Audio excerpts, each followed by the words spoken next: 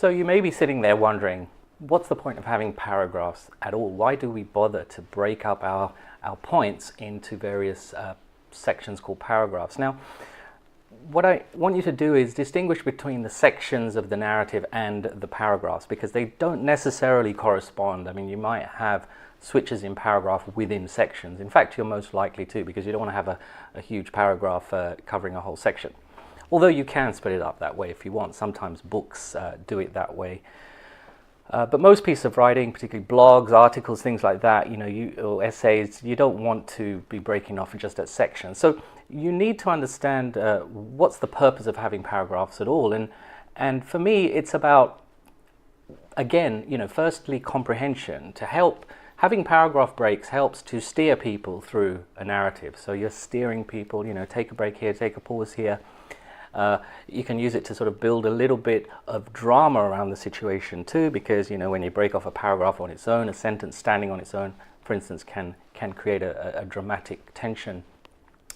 The other thing is, so as well as giving visual cues to people as they're reading, that helps them stay on track and give you a sense as the writer of controlling the distribution of these points.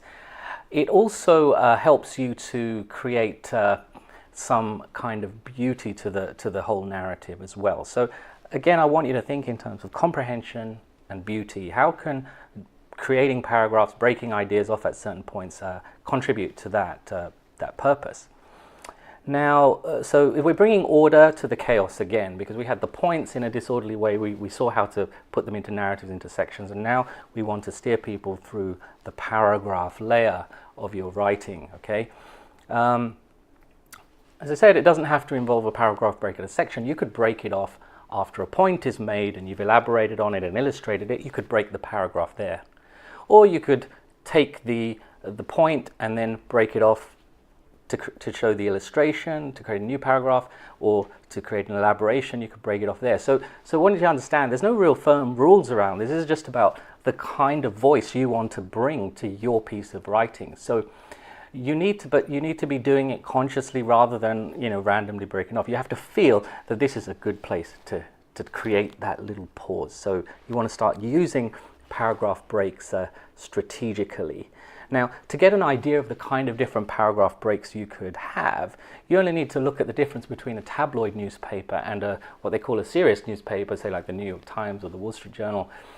A tabloid newspaper will typically have very short sentences which become paragraphs of their own. So they'll kind of go, say one thing, and then say the next thing in a new paragraph, say the next thing in a new paragraph. So it creates that certain kind of rhythm around that. It's more fast-paced, if you like.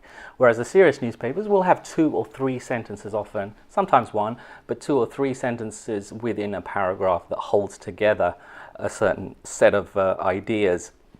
Now, what that does, what they're doing there is creating rhythm. So you can use these paragraph breaks or pace, really, pacing the way that the ideas are coming out.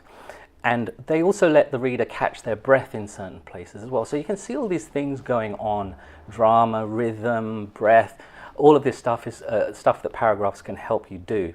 So they are a very, very valuable tool in your writing arsenal, and you need to be able to see how different people use them, so you then have the power of choice again to be able to choose which you like best for the particular purpose. The point is, there has to be either a reason or a feeling around when you're creating a paragraph break. So that's why we use paragraphs, and I'll go next into the different kinds of paragraph styles and show you some examples.